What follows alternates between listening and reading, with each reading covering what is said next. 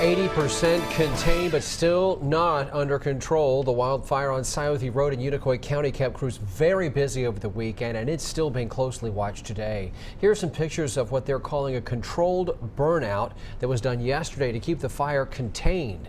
These efforts do not come cheap. News Channel 11's Curtis McLeod has more on how much this wildfire is costing. Well, Josh, so far over $300,000 has been spent to contain this fire. Officials say that's more than they are used to spending on wildfires, especially during this time of year.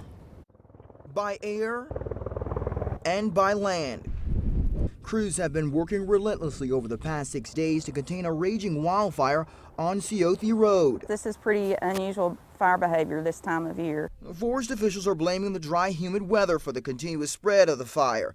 Rain showers that moved through the area late last week are being called a saving grace by officials. If we didn't get that moisture a few days ago, it definitely would have gotten a lot bigger. At last check, the fire had burned more than 300 acres in Unicoi County.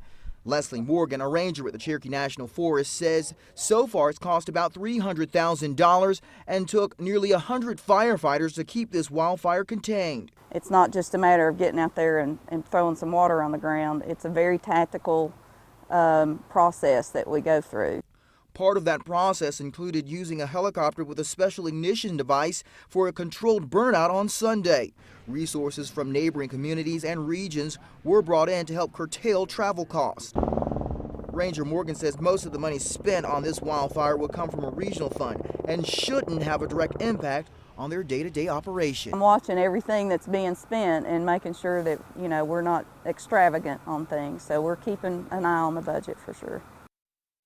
And we are continuing to watch what they spend as well. Crews were on the scene today at that fire monitoring conditions. I'm told that people may still be able to see smoke in the area. No injuries have been reported as a result of this wildfire. Josh? That's good news, Curtis. Thank you. Authorities say the fire started on private property, and right now they are still investigating the cause.